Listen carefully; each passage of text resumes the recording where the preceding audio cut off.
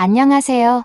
인생을 바꾸는 관점입니다. 오늘은 정말 믿기 힘들 만한 사연을 들려드리려고 하는데요. 정말 감쪽 같은 연기력으로 아들, 남편, 자신까지 속이고 배신한 며느리에 대한 사연입니다. 정말 사연자님의 날카로운 촉과 아들에 대한 관심과 사랑이 아니었다면 더 큰일이 벌어졌을 텐데요. 어떤 사연인지 지금 바로 들어보시죠. 드디어 우리 아들이 결혼을 하는구나. 수십 년의 세월 동안 모든 것을 다 쏟아왔던 아들이 결혼을 한다니. 이보다 더 기쁜 일은 있을 수가 없었습니다. 이런 경사가 또 있을 수는 없었죠. 물론 감정이 마냥 좋기만 한 것은 아니었습니다. 어느덧 성장해 아들이 한 가정을 책임을 져야 한다니. 만감이 교차하고 시원섭섭한 느낌이 많았죠. 워낙 애지중지 키운 외아들이었습니다. 아들을 낳고 난 뒤 제가 건강이 나빠져서 더 이상 애를 가지기는 힘들다고 병원에서 말하더군요.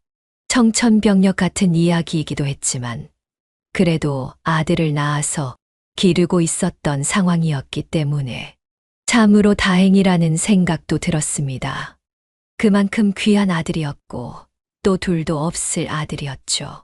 다만 평소에 워낙 이성에 대해서 이야기를 하지 않는 아들이었기 때문에 혹시나 결혼을 하지 못하는 것은 아닐까 이런 생각을 했었습니다. 요즘에 결혼하지 않는 젊은 사람들이 많다고 해서 혹시나 아들도 그럴까봐 엄청 걱정을 했었습니다. 근래 몇 년은 고민했었는데 아들이 결혼할 여자를 데려온다는 소식에 정말 기쁘다기보다 다행이다라는 생각이 들었습니다. 그리고 며느리도 참으로 참했었죠. 그때는 정말 그렇게 생각할 수밖에 없었습니다. 아마도 그때 며느리의 모습을 본 사람이 있었다면 다들 저와 같이 생각을 했을 것 같습니다. 어머니, 안녕하세요. 그래, 준식이랑 결혼하겠다는 생각을 어떻게 가지게 되었니? 같이 지내다 보니 같이 생각하는 방향성도 맞는 것 같고, 무엇보다 잘 챙겨주고, 그래서 신뢰가 가요. 그리고 어머님을 만나뵈니 어머님도 너무 인상도 좋으시고, 좋은 결혼이 될 것 같아서 더욱 결혼이 하고 싶어졌어요. 말을 참 예쁘게 하는구나. 아니에요. 저는 그냥 진심을 말하는 것 뿐이에요. 이렇게 며느리는 말을 할 정도로 참한 아이였죠. 특히 새하얀 정장옷을 입고 온 며느리는 정말 예쁘고 아름다웠습니다. 미국에서 명문대를 나왔다고 하는데 지적인 느낌이 물씬 풍기는 그런 며느리감이었습니다. 저는 우리 아들이 인물도 괜찮고 직업도 괜찮지만 어떻게 이런 여자를 만났나 싶을 정도로 참한 그런 며느리감이라는 생각이 들 정도였습니다. 그래서 아들과 며느리의 결혼 생활은 참으로 잘 지속될 것이라고 봤습니다. 요즘 이혼하는 젊은 사람들이 너무 많기 때문에 그런 걱정도 했었는데 그런 일은 없을 것 같다는 생각을 했습니다. 아들과 며느리 다 차분하고 많이 배운 그런 아이들이었으니까요. 그리고 저 역시도 며느리와 잘 지내기 위해서 많은 생각들을 하고 있었습니다. 옛날 사람처럼 보이지 않고 엄마와 딸처럼 지냈으면 하는 바람이 정말로 컸습니다. 남편 역시도 그런 며느리가 참으로 마음에 드는 듯 했습니다. 남편은 지금 1년째 병상에서 생활을 하고 있는 상황이었습니다. 몸이 쇠해서 투석을 계속 받고 그래야 하는데 그게 일상생활을 유지하면서 힘드니까 아예 병원에서 생활을 하게 된 것이었습니다. 남편이 저보다도 9살이 많지만 그래도 요즘으로 치면 건강할 나이인데 젊었을 적 고생을 많이 해서 그런지 나이가 들어 많이 아프더군요. 어쨌거나 그런 남편에게 병문안 겸 인사를 하러 갔을 때도 남편이 며느리를 참 예뻐하는 것이 느껴졌습니다. 아들과 며느리가 떠난 후 남편은 저와 남아서 이런 대화를 나누었습니다. 나는 이제 죽어도 여한이 없을 것 같네. 무슨 말이에요? 내가 그동안 얼마나 좋은 것들 많이 먹였는데 10년, 20년은 더 살 거예요. 그랬으면 좋겠지만 요즘은 자꾸 몸이 무거워. 그래도 병원에서 계속 지켜보고 있으니까 점점 좋아질 거예요. 남편의 상태는 점점 안 좋아지는 것이 현실이었지만, 그래도 남편이 살아있을 때 아들이 결혼하는 모습을 보여준다는 것도 의미가 컸습니다. 남편이 평소에 늘 아들이 결혼하는 모습을 보고 싶다고 이야기를 했었으니까요. 그리고 결혼식은 성대하게 열리게 되었습니다. 저는 소중한 아들이 결혼을 하는 만큼 돈을 아끼지 않기로 했습니다. 예식장도 좋은 곳으로 잡았고 식사도 최고 수준으로 했기 때문에 방문하는 하객들은 정말 만족스러워하는 눈치였습니다. 다만 안타까운 것이 있다면 며느리의 부모님이었죠. 며느리 같은 경우 10대에 어머니를 잃고 20대에 아버지까지 돌아가시면서 홀로 생활을 해왔다고 합니다. 그래서 혼자 정말 악착같이 공부를 해서 교환학생으로 미국 대학까지 갈 수 있게 되었다고 합니다. 유타 어디에 있는 대학이라고 했는데 자세히는 모르겠지만 어쨌거나 좋은 대학교인 것은 분명해 보였습니다. 주변 사람들한테 말하니까 며느리가 진짜 공부를 잘했나 보더라는 이야기를 했죠. 또 며느리 직업도 세무사였습니다. 다만 미국에서 생활을 쭉 하는 게 외로워서 한국으로 와서 아들을 만났고 그래서 결혼까지 결심하게 되었다고 하더군요. 그런 며느리가 참으로 기특했습니다. 어머님 너무 감사합니다. 이렇게 식장이랑 이런 부분들을 다 도와주시고 저희가 마땅히 준비하고 그래야 하는 건데 무슨 이야기니? 우리가 이젠 남도 아니고 너희들 돈은 앞으로 너희가 살아가는데 잘 쓸 수 있도록 해. 또 아직 내가 이 정도 해줄 능력은 충분히 있다. 너무 감사해요. 하늘에서 엄마랑 아빠도 너무 감사하게 생각하실 거예요. 며느리가 이렇게 말하며 눈물을 흘렸습니다. 저는 참으로 가슴이 아파 며느리를 안아주면서 괜찮다고 토닥이며 위로를 해주게 되었죠. 그리고 축의금으로 들어온 돈들도 모두 아들네 부부가 쓸 수 있도록 주었습니다. 그리고 작은 아파트 한 채 마련하는 것까지도 도와주었죠. 사실 저와 남편은 어릴 적에는 고생을 많이 했었지만 이후에 남편이 목재 사업을 하면서 많은 돈을 벌게 되었습니다. 그 뒤로는 돈 때문에 힘들어 본 적은 별로 없었지만 그래도 아끼면서 살아왔죠. 아들 녀석에게도 이런 것들을 알려주고 싶었어. 어릴 때는 참 많이 혼내고 사달라는 게 있어도 칭찬받을 만한 일을 하면 사주고 그랬었습니다. 하지만 결혼식은 아들에게 있어서 정말 인생의 가장 중요한 일 중 하나이니 어미로서 제가 어떻게 가만히 있을 수 있었겠어요. 그렇게 모든 것이 완벽하고 평온하게 흘러가는 듯 했습니다. 하지만 반전은 그 이후에 벌어지게 되었습니다. 신혼여행을 아들 부부가 다녀온 뒤 일상은 평화롭게 흘러갔습니다. 일주일에 한 번쯤은 제 집에 아들 부부가 방문을 했고 다양한 이야기를 나누고는 했죠. 뭐 어려운 건 없니? 아직은 뭐 크게 어려울 것은 없어요.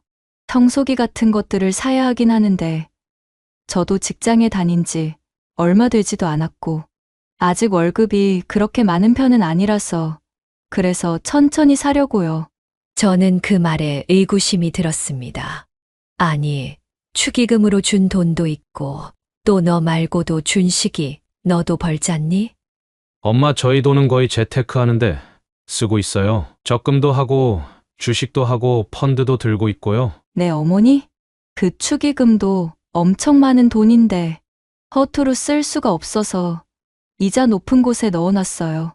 그리고 지금은 남편 월급이랑 저랑은 지금은 따로 관리하긴 하는데 나중에 자산이 늘어나면 그때 본격적으로 합쳐서 관리하려고요. 저는 아들과 며느리의 말을 듣고 고개를 끄덕였습니다. 어릴 때부터 아들에게 경제관념을 철저히 가르친 보람이 있는 듯 했습니다. 그래서 저는 가만히 있을 수는 없었죠. 내가 그러면 청소기 하나 보내주마. 아니에요, 어머니. 청소기 급한 것도 아니고. 당장 청소를 해야 하는데 급한 게 아니라니. 신혼살림은 알아서 장만한다더니 아직도 장만 못한 거냐? 아직 저희가 다 신경을 못 써서요. 이제 막 신혼여행에서 돌아오기도 했고요. 둘 다 지금 직장이 바빠서 정신이 없기도 하네요. 걱정 마라. 내가 시간도 많으니 집에 한번 들려서 필요한 것들 좀 챙겨주마. 그렇게까지 안 해주셔도 되는데. 아파트도 해주셨잖아요. 당연한 거다. 우리 집안이 없는 집안도 아니고. 저는 그렇게 말하며 얼마 후에 실제로 아들과 며느리가 사는 아파트에 가서 필요한 것들을 체크해서 보내주었습니다. 몇백만 원이 들긴 했지만 전혀 아깝지 않았습니다. 그런데 몇 개월이 더 지난 뒤 상황이 조금씩 변하기 시작했습니다. 주말마다 아들과 며느리가 방문하고는 했었는데 점점 며느리의 얼굴을 보기가 힘들어진 것이었습니다. 요즘에 새아가는 뭐 하고 있니? 아, 바쁜가 봐요. 세무사가 진짜 하는 일이 많은가 보더라고요. 그래, 힘들까봐 걱정이구나. 그래도 혼자서 그렇게 공부도 많이 하고 좋은 직장까지 갔는데 쉽게 지치지는 않을 거예요. 악바리 같은 면이 있으니까요. 그래. 참, 며느리 하나는 잘 둔 것 같다. 저는 그렇게 생각을 하면서 며칠 뒤 전화를 걸었습니다. 저녁 시간쯤 해서 며느리에게 전화를 걸었죠. 얼굴을 못 본 지 좀 오래되었기 때문에 걱정이 들어 전화를 한 것이었습니다. 여보세요. 응, 그래, 나다. 네, 어머니 무슨 일이세요? 아니, 얼굴을 못 본 지 오래되지 않았니? 그래서 전화했다. 잘 지내고 있는가 했어. 잘 지내고 있어요. 어머니는요? 그래, 나도 잘 지내고 있다. 어머니 죄송한데 제가 지금 좀 바빠서요. 아, 그렇구나. 미안하다. 아니에요. 다음에 봬요. 그렇게 짧은 통화가 끝났습니다. 이전과는 사뭇 다른 차가운 며느리의 목소리에 저는 좀 놀라고 말았습니다. 저는 아마도 일이 피곤하고 너무 바빠서 그랬겠거니 했습니다. 하지만 이후에 점점 며느리는 더 보기가 힘들어지기 시작했습니다. 저는 종종 전화를 걸었지만 이제는 전화도 잘 안 받더군요. 도대체 무슨 일이 그렇게 많은가 싶기도 하면서도 저도 어렸을 때 힘들게 일을 했던 기억이 떠올라 과도기겠구나 싶어서 넘어갔었습니다. 그런데 아들도 점점 찾아오는 것이 줄어들었습니다. 저는 본능적으로 무슨 일이 있는 것 아닌가 그런 생각이 들었습니다.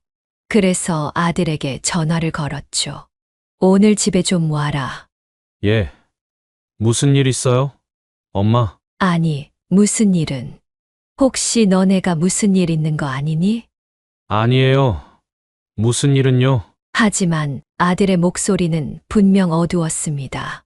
무슨 일이 있다는 것을 알고서 일단 집으로 무조건 찾아오라고 했습니다.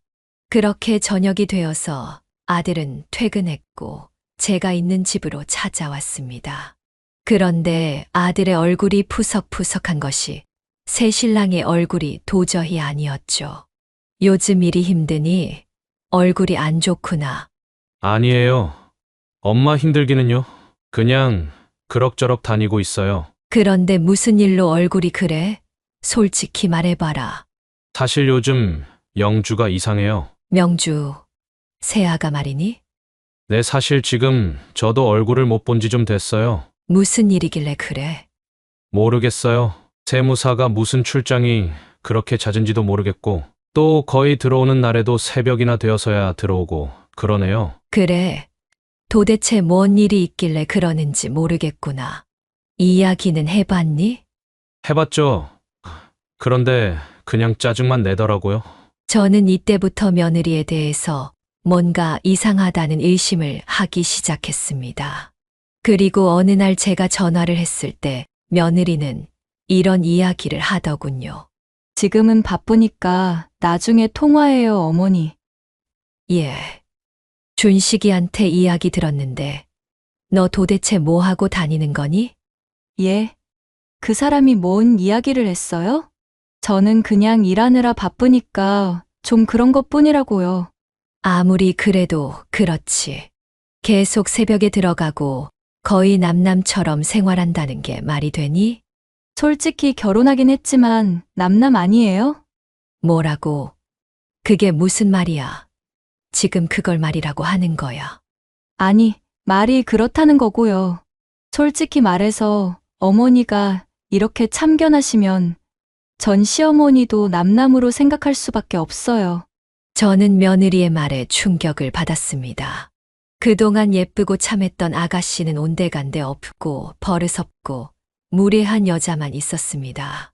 그동안 다 연기였던 것인지 저는 머릿속에서 폭풍이 떠나질 않는 상황이었습니다. 저는 분노와 함께 온갖 생각들이 쏟아져 내렸고 곧바로 아들에게 전화를 했습니다. 아들은 전화를 받지 않았습니다. 저녁 시간대였기 때문에 아들이 퇴근했을 것이라 생각하고 곧장 집으로 향했죠. 그리고 초인종을 여러 번 누르고 나서야 아들이 부스스한 모습으로 나타났습니다. 너 술 먹었니? 술도 못하는 애가 무슨 술이야? 아, 그냥 좀 속상해서 먹었어요, 엄마. 도대체. 아니다, 들어가서 이야기하자. 그렇게 집 안으로 들어가니 집안은 완전히 엉망이었습니다. 청소는 언제 했는지 알 수도 없었고요. 또 제가 사준 청소기부터 다양한 물건들은 어디 갔는지 보이지도 않았습니다. 일단은 바닥에 앉아 아들을 추궁하기 시작했죠. 그러자 아들은 충격적인 이야기를 털어놓기 시작했습니다. 모르겠어요. 도대체 뭐하고 다니는지. 저도 지금 거의 2주째 얼굴을 못 보고 있는 것 같아요. 그리고 계속 집안의 물건들도 사라지고 또 자꾸만 급하다고 저한테 돈을 보내라고 그래서 돈도 보내주고. 저는 아들의 말이 믿기질 않았습니다. 알고 보니 축의금 5천만 원 역시 며느리가 적금한다고 가져갔다고 하더군요. 게다가 지금 아들한테도 급하다면서 벌써 700만 원씩 세 차례 2천만 원을 가져갔다고 했습니다. 저는 이게 보통 일이 아니라는 것을 직감할 수 있었습니다. 새아가 일하는 직장이 어디라고 그랬지? 저도 몰라요. 그냥 강남에 있는 세무사 사무실이라고 했는데 너 연애할 때 어디에서 일하는지도 몰랐어. 그냥 매번 저 있는 곳을 오거나 아니면 강남 카페 같은 데서 만났으니까요. 근처에 사무실 있다고는 했는데 저는 아들의 말을 듣고서 뭔가 한참이나 잘못되었다는 것을 느꼈습니다.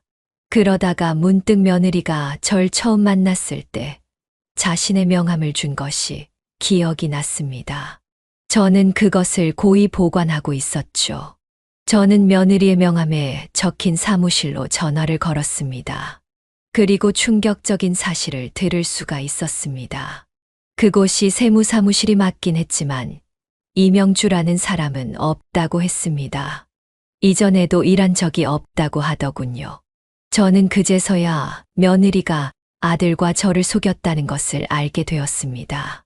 그리고 그쪽 직원이 이런 말을 하더군요. 요즘에 자꾸 이상한 사람 찾는 전화가 계속 오네. 예, 그게 무슨 말씀이신가요? 아니요. 요즘에 자꾸 누가 장난을 치는 건지 저희 사무실로 전화가 와서 없는 사람들을 찾네요. 저번에는 희주인가 누구를 찾더니 이번에는 명주? 처음 들어본 이름이에요. 저는 알겠다고 한 뒤 일단 전화를 끊었습니다. 아들이 제게 뭐라고 했냐고 물었지만 저는 일단 집으로 돌아왔습니다. 아들이 지금 더 충격을 받을까봐 걱정이기도 했고 일단은 사건을 아들이 일단락시켜서는 안 되었습니다. 바로 제가 해야 하는 일이라고 생각했습니다. 아들은 이미 며느리의 손에 놀아나는 것이 보였기 때문에 제가 해결해야만 하는 일이었죠. 이명주. 이 이름은 속일 수 없었을 것이라고 생각합니다. 왜냐하면 혼인신고를 해야만 했었기 때문입니다. 신분을 인증하는 절차 없이 그게 되지는 않았을 테니 적어도 이명주라는 이름은 사실이라고 생각을 했습니다. 저는 그 뒤로 며느리의 행적을 쫓기 위해서 노력을 했습니다. 어디서부터 시작할지 몰라서 며느리가 다녔다고 말했던 모 대학교에 전화를 걸었습니다.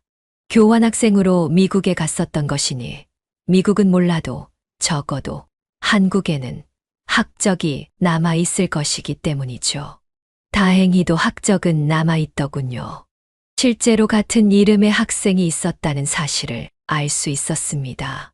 물론 개인정보라서 더 알아낼 수는 없었지만 며느리와 같은 또래에서 같은 이름의 학생이 있었다는 것을 알 수 있었죠. 다만 퇴학을 당했다고 하는데 그 이유는 알려주질 않았습니다.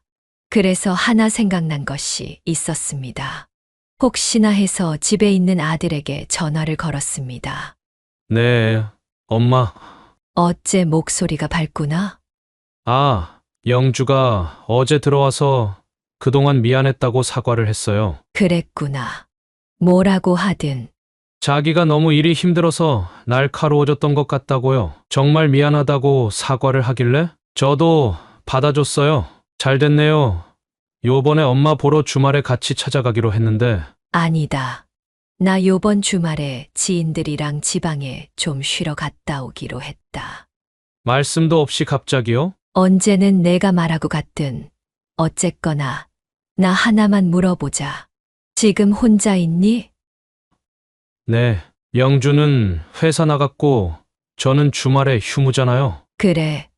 그러면 나 잠깐 너 얼굴 좀 보러 가야겠구나. 저는 그렇게 말한 뒤 택시를 타고 바로 아들의 집으로 갔습니다. 아들은 명주와 화해를 했느니 뭐니 하면서 기분이 좋은 것 같았죠. 속으로 열불이 터지고 바보천치 같은 놈이라고 욕을 하고 싶었지만 참았습니다. 그리고 저는 아들네의 방 등을 확인했죠. 여전히 청소가 제대로 안 되어 있는 모습이었습니다. 엄마 안방에는 왜요? 청소 제대로 되어 있나 확인하는 거다. 에이, 무슨 애들도 아니고. 지금 이게 정상이니? 다 어질러져 있는데. 제가 버럭하자 아들은 금세 주눅이 들었습니다. 저는 그렇게 청소를 해주는 척하면서 책장이랑 이런 곳들을 뒤져보기 시작했습니다. 그리고 이래저래 찾는데 박스가 보여서 꺼냈죠. 박스를 꺼냈더니 거기에는 며느리의 소지품들이 보관되어 있는 것 같았습니다. 별다른 소지품이 있는 것은 아니었고 예전에 쓴 것 같은 지갑들이라 알 수 없는 전화번호가 적힌 수첩 그리고 대학교 졸업 앨범이 있었습니다. 분명 퇴학당했다고 했는데 저는 며느리가 퇴학을 당했는데 어떻게 졸업 앨범을 가지고 있는 것인지 기가 막힐 노릇이었습니다. 저는 잠시 생각을 하다가 밖으로 나가서 아들에게 심부름을 시켰습니다. 쓰레기 봉투 좀 사와라. 쓰레기 봉투요? 여기 있는데. 그 작은 걸로 어떻게 저기 쓰레기랑 거실 쓰레기를 다 담겠니? 50리터짜리로 사와라. 알겠어요, 엄마. 그렇게 아들은 입술을 삐죽 내밀면서 슈퍼로 향했습니다. 저는 그 사이 며느리의 졸업 앨범을 뒤져가면서 사진을 찍었습니다. 앨범에는 며느리의 사진이 분명 들어가 있었는데 연락처는 없더군요. 그래서 다른 사람들의 연락처를 사진으로 찍어서 담았습니다. 그리고 알 수 없는 전화번호가 새겨진 수첩도 재빨리 전화번호들을 찍었습니다. 좋기 20명에서 30명의 전화번호가 숫자와 함께 적혀져 있었습니다. 저는 그렇게 청소를 하는 척하면서 필요한 것들을 얻었고 아들이 돌아오자 저는 바로 휴대폰을 숨겼습니다. 처음에 무턱대고 연락을 할 뻔했었습니다. 하지만 생각을 해보니 혹시나 며느리의 지인들이라고 한다면 제가 연락을 하자마자 뭔가 낌새를 눈치채고 며느리한테 연락을 할 수도 있다고 생각을 했습니다. 그래서 일단은 대학교 앨범에 있는 사람들 중 여자에게 연락을 해보려고 했죠. 조작된 앨범이겠지만 비슷한 또래를 맞춰야 했기 때문에 혹시나 알 수도 있었으니까요. 특히나 퇴학을 당할 정도의 사건이 있었다면 건너서라도 소문을 들었을 것이란 생각이 들었죠. 다행히도 그중 한 명이 제 며느리의 이름을 기억하고 있었습니다. 저는 전화로 이야기를 할 수도 있었지만 직접 찾아가기로 했습니다. 물론 사례금을 준다는 이야기까지 했기 때문에 가능한 일이었습니다. 저는 며칠 뒤 연락이 닿은 젊은 아가씨를 한적한 카페에서 만날 수가 있었습니다. 여기 사례금입니다. 네, 감사합니다. 궁금하신 게 있으시다고. 이명주라는 사람에 대해서 잘 알고 계신가요? 저는 최대한 정중히 이야기를 했습니다. 다행히도 그 아가씨는 저를 경계하지는 않더군요. 알죠. 걔 꽤 유명했어요. 유명했다니, 그게 무슨 말인가요? 그러니까 질 나쁜 애들이랑 많이 어울렸던 애예요. 그리고 단란주점 같은데 나가다가 걸려서 학교의 명예를 실추시켰다고 해서 퇴학을 당했어요. 또 애들 돈도 한참 꾸고서 갚지도 않아가지고 이야기도 엄청 많았고요. 하여튼 걔 엄청 나쁘게 기억하는 애들이 많아요. 그래요?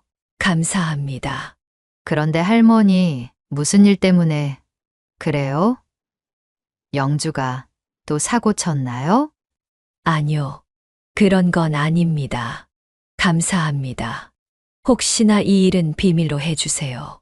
네, 어차피 중간에 퇴학당해서 영주 연락처 아는 사람도 아예 없을 거예요. 저는 공손히 이야기를 끝낸 뒤 바로 택시를 잡아 탔습니다. 예전부터 저런 사람이었다고 한다면 지금 무엇을 노리고 있는지는 감이 왔습니다. 하지만 명백한 증거들을 모아야 했습니다. 적어도 그냥 내쫓는 것만으로는 해결될 문제가 아니었죠.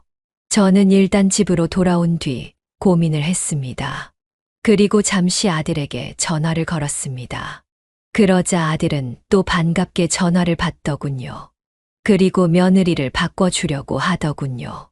저는 급하게 일이 있다면서 전화를 끊었습니다. 제가 그 아이의 목소리를 듣고서도 차분하게 이야기를 하고 연기를 할 자신이 없었기 때문입니다. 분노가 치밀어 올랐기 때문에 저는 일단 피하고 봐야 했습니다. 증거를 모을 때까지는 참고 꾹 참아야 했죠. 저는 다음날 이른 새벽에 일어났습니다. 그리고 택시회사에 전화를 걸었죠. 오늘 하루 택시를 빌리려고 합니다. 혹시 가능할까요? 오늘 하루요. 통으로요? 네. 금액은 얼마가 되든 괜찮습니다.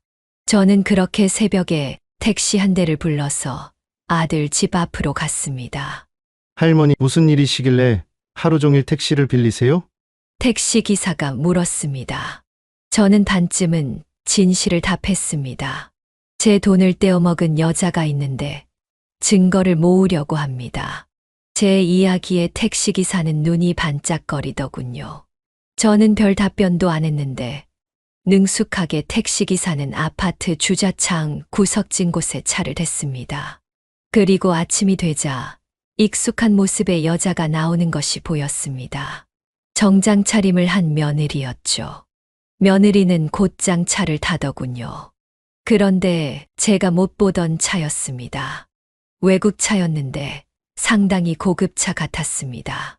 저는 그 차를 따라가 달라고 부탁을 했습니다. 그렇게 한참을 달려 강남의 한 주차장에 차를 세우더군요. 저는 택시도 역시 거기에 같이 세워달라고 했습니다. 할머니, 여기 주차비 비싼데 괜찮으시겠어요? 저는 대답 없이 그냥 봉투에 담긴 돈을 넘겼습니다. 애초에 말했던 것보다 20만 원 정도 더 넣은 금액이었습니다. 택시 기사는 그 돈을 보더니 고개를 끄덕였죠. 저는 며느리가 차에서 내려 어떤 빌딩에 들어가는 것을 봤습니다. 저도 천천히 따라갔죠. 다행히도 며느리가 엘리베이터에 타는 모습을 빌딩 현관 밖에 숨어서 봤습니다. 혼자서 엘리베이터를 타더군요. 저는 빠르게 층수를 확인했죠. 6층이었습니다. 확인해 보니 6층은 에스테틱이라고 쓰여진 곳이었는데 피부관리실이라고 쓰여 있었습니다. 저는 아들에게 전화를 걸었죠. 아침부터 무슨 일이에요, 엄마? 꿈자리가 좀 그래서 전화해봤다. 잘 있는지. 네, 잘 있죠. 새아가는 출근했죠. 월요일 이 시간에 뭐 하겠어요? 알겠다. 운전 조심하고.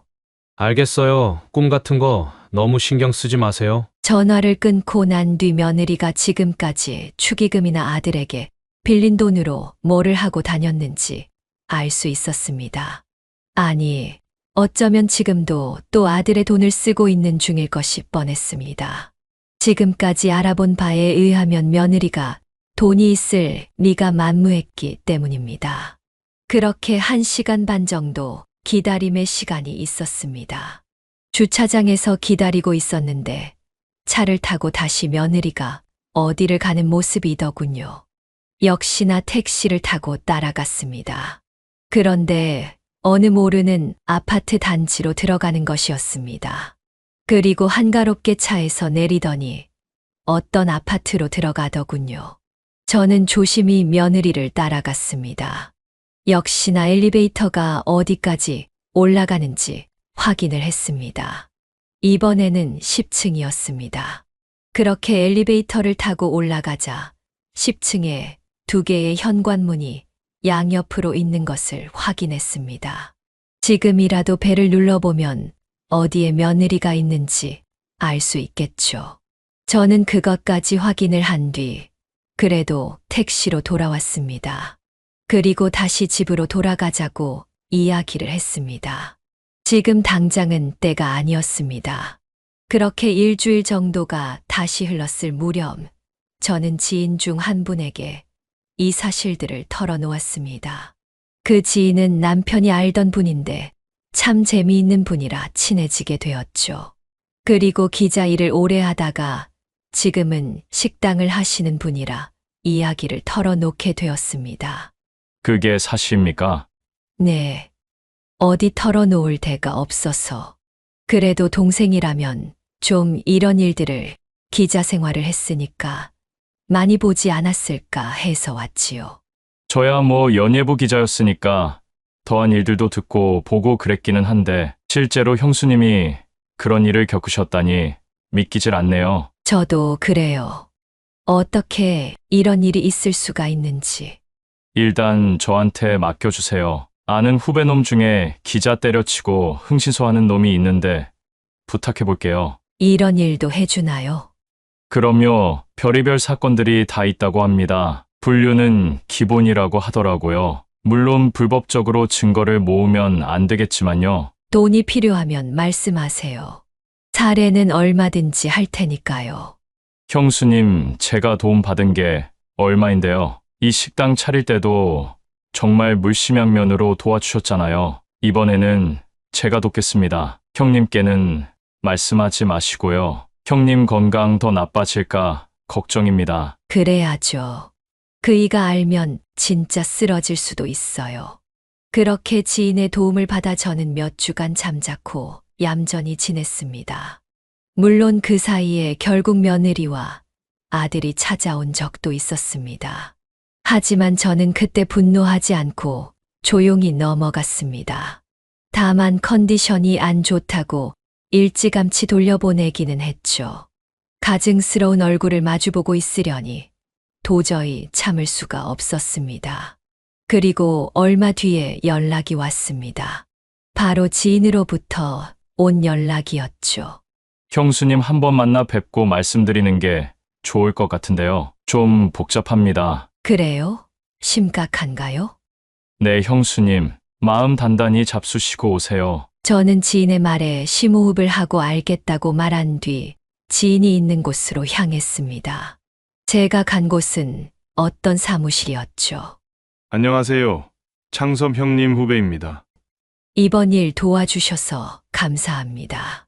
아닙니다. 저야 뭐 의뢰를 받으면 다 하니까요. 일단 형님이랑 같이 여기 앉아보시죠. 그렇게 후배라는 사람의 이야기는 시작되었습니다. 일단 며느리의 행적부터가 요상했습니다. 아침에는 주로 피부 관리를 받으러 다니고 종종 피부과나 성형외과에도 들른다고 이야기를 했습니다. 그렇게 아침을 보내고 난 뒤에는 점심쯤 늘 아파트에 들리는데 문제가 이런 아파트가 두 곳이 있다고 했습니다. 하나는 강북에 있는 곳이었고 하나는 강남변에 있는 곳이었는데 둘 다 고급형 아파트라고 하더군요. 어르신, 이 사진들 좀 보시겠어요? 후배라는 사람은 조심스럽게 서류 봉투에서 사진들을 꺼냈습니다. 그리고 탁자 위에 놓았는데 남자랑 있는 사진들이었습니다. 하나는 며느리보다 20살은 나이가 많아 보이는 중년이었고 또 한 명은 며느리 또래, 그러니까 제 아들이랑 나이가 비슷한 남자였습니다. 둘 다 누가 보더라도 커플처럼 다니더라고요. 그리고 데이트도 하고 밤도 같이 보내는 경우도 있고. 저는 심호흡을 하면서 사진을 보았습니다. 계속할까요? 어르신, 그 말에 저는 결심을 했고 고개를 끄덕였습니다. 그 이후 이어지는 사진들은 제 아들까지 포함해서 총 3명의 남자를 일주일 동안 나눠서 만나고 있었습니다. 상황은 너무나도 뻔했습니다. 그리고 영상을 하나 제게 틀어주더군요. 이건 제가 카페에 이 여자가 있을 때 근처에서 손님으로 가장해서 녹음한 파일입니다. 통화 중이었는데 아무래도 어르신 이야기를 하는 것 같습니다. 통화에서는 놀라운 내용이 나오고 있었습니다. 아, 몰라. 노인네 적당히 해야지 말이야. 진짜 짜증나 죽겠다.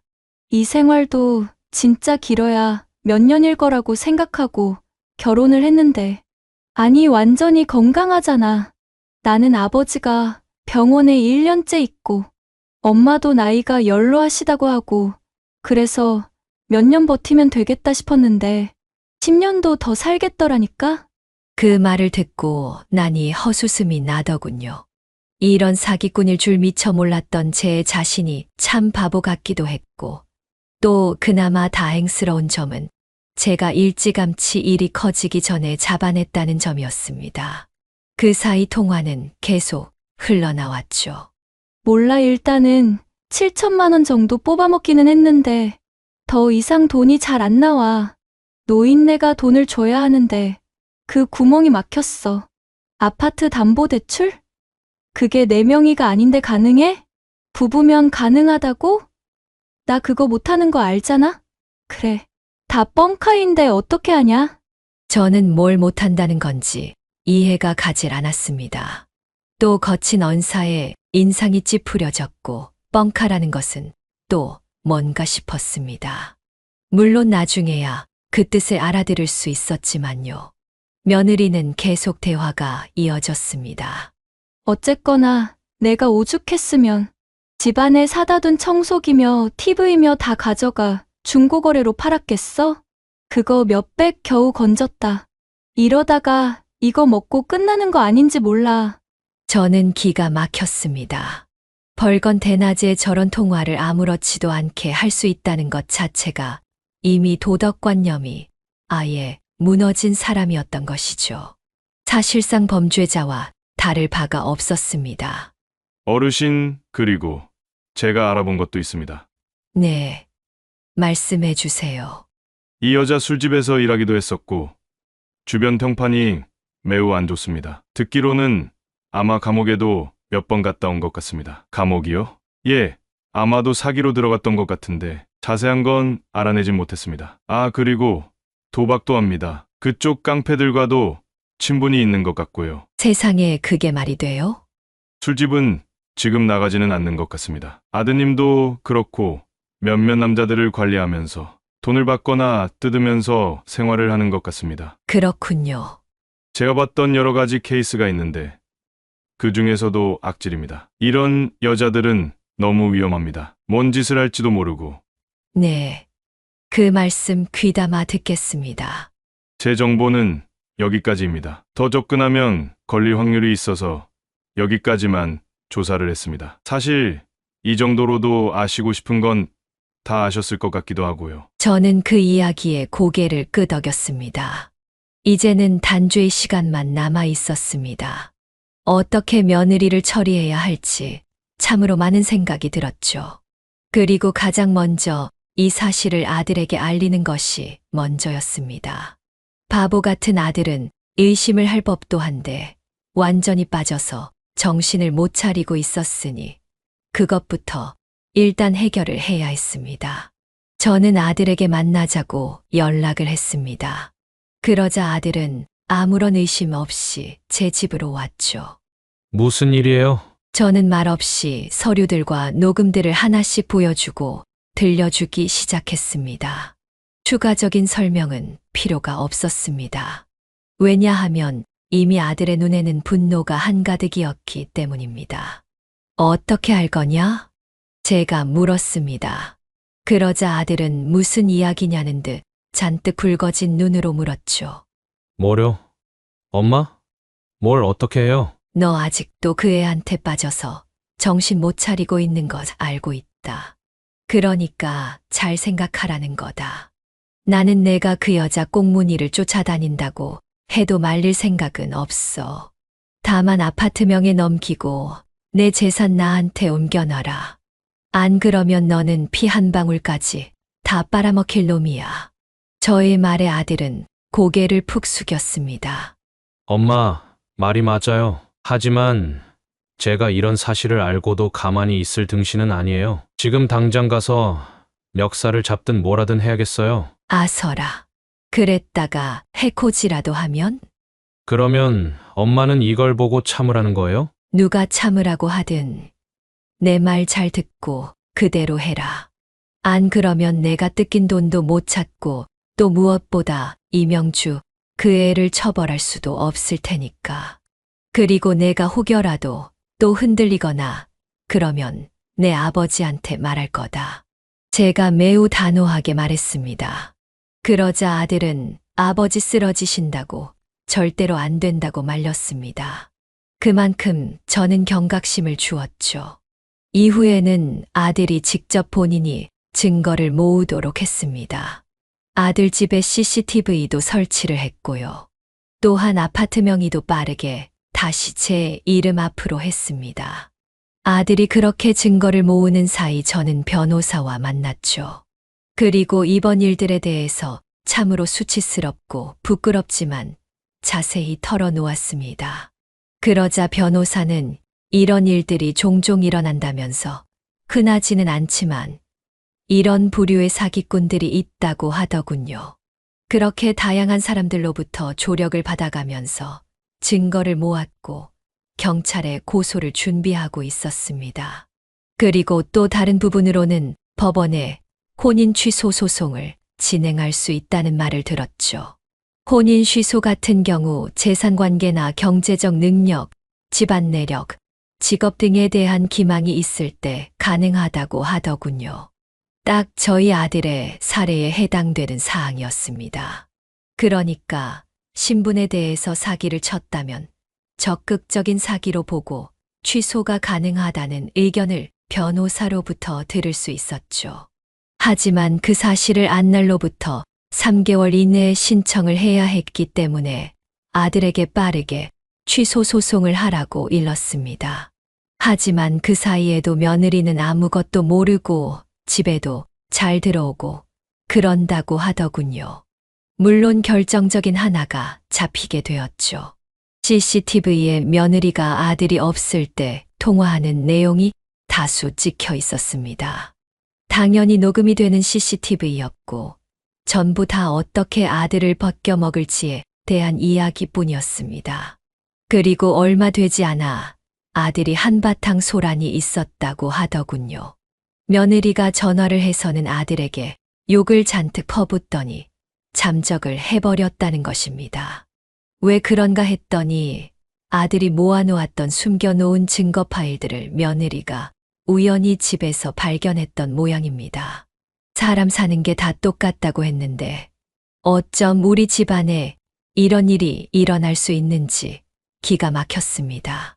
이후에 돈을 받으려고 했지만 이미 돈들은 도박과 각종 유흥 자금으로 다 썼다고 합니다. 기가 막힌 노릇이었습니다.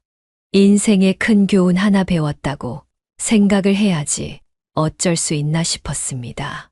그리고 아들은 법원에 혼인신고, 취소 소송을 하러 갔다가 놀라운 사실을 알아냈습니다. 사실 혼인신고가 되어 있지 않았다는 것입니다. 알고 보니 며느리는 사기범으로 쫓기는 상황이었기 때문에 그런 신고를 할 수 없었던 것이죠. 실제로 알고 보니 아들은 멍청하게도 혼인신고 서류를 며느리가 가져다가 신고를 했다는 것이었습니다. 그러니까 실제로 신고를 했는지 아예 몰랐던 것입니다. 혼자서 혼인신고를 하는 것도 증거만 있다면 가능하기 때문이죠. 아들은 알아서 며느리가 신고를 하겠지라고 생각을 하고 자신은 바빠서 당시에 일을 했다고 합니다. 살다 보니 이런 일도 있을 수 있구나 싶었습니다. 그리고 그동안 서류를 떼볼 일이 하나도 없었나 싶기도 합니다. 하기야 결혼한 지 얼마 되지 않았으니 그럴 수도 있었겠죠. 그래서 급하게 고소장을 경찰에 제출을 했습니다. 그리고 곧 얼마 지나지 않아서 경찰서로부터 연락을 받았습니다. 며느리가 잡혔다는 것이었죠. 사건이 이렇게 빨리 진행되나 싶었더니 알고 보니 이전에 다니던 도박장도 들락거렸던 모양이었습니다.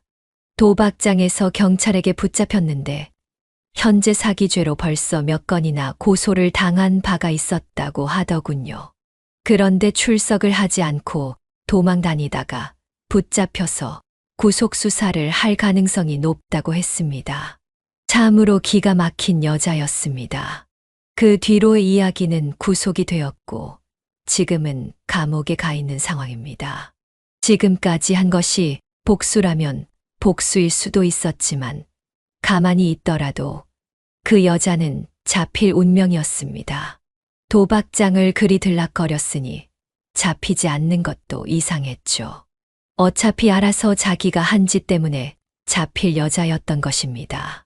아들과 저는 그 이후에 오랜 시간 그냥 조용히 시간을 보냈습니다. 저는 실제로 지방에 내려가서 머리를 비우는 시간을 가졌고 아들도 직장을 그만두었습니다. 다른 직장으로 옮기려고 했기도 했었고 잠시 쉬는 시간이 필요했다고 합니다. 저는 아직 서울에 올라가지는 않았습니다. 그리고 이렇게 사연을 써내려가고 있죠. 그렇게 사연을 쓰고 있는데 며칠 전 아들에게 전화가 왔었습니다. 엄마 잘 지내요? 거기는 어때요?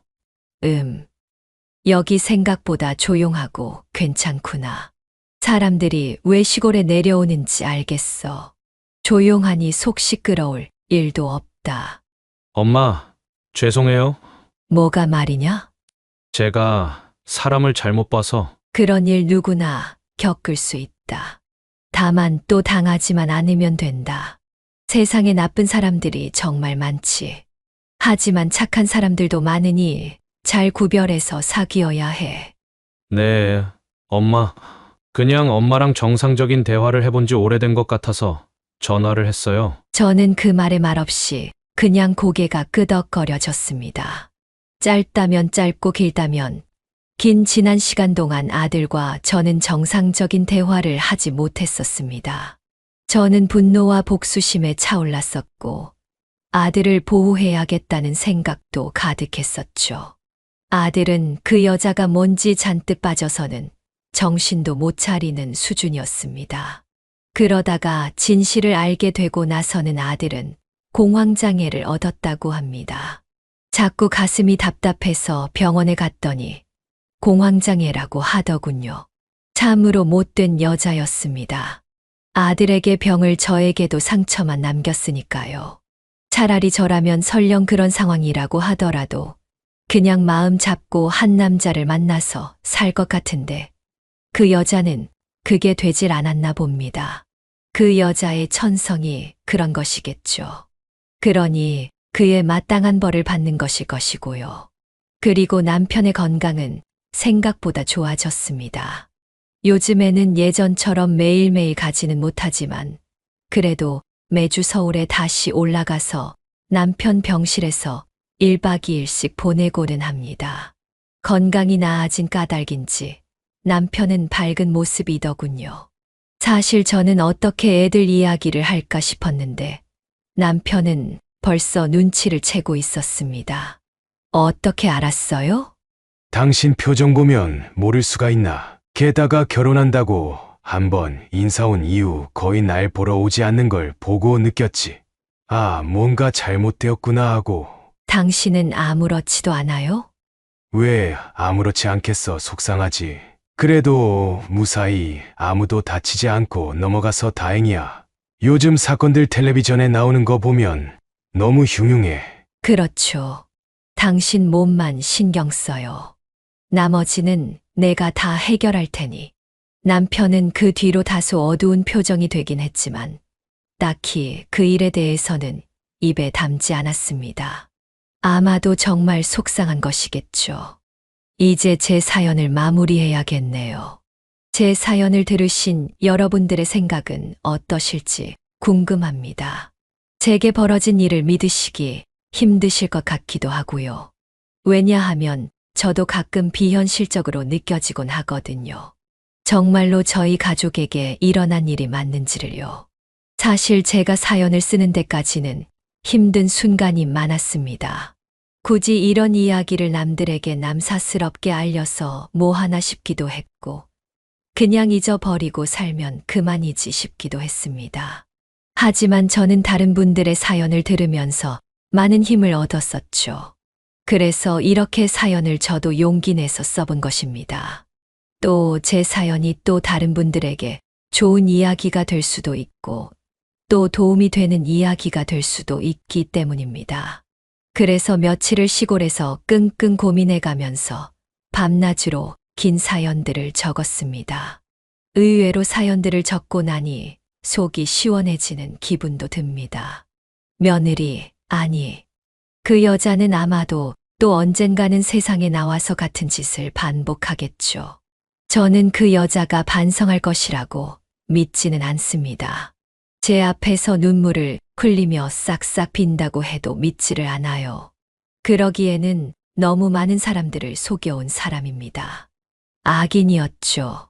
세상에 다시는 여자든 남자든 그런 인간들이 사라졌으면 합니다. 아니면 어디 무인도에다가 자기네들끼리 모여 살면 좋겠어요.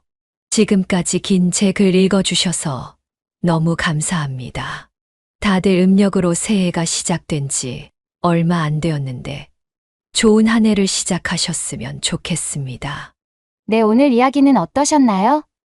오늘 이야기를 듣고 어떻게 생각하시는지 어머님, 아버님의 생각을 댓글로 공유해주세요. 저는 또 다른 사연으로 찾아뵙겠습니다. 좋아요, 구독, 알람 설정을 통해 앞으로도 따뜻한 정을 나눌 수 있게 함께 해주세요. 어머님, 아버님의 삶의 지혜와 경험을 나눌 수 있는 통로가 되겠습니다. 오늘도 인생을 바꾸는 관점을 통해 사연을 들어주셔서 감사합니다.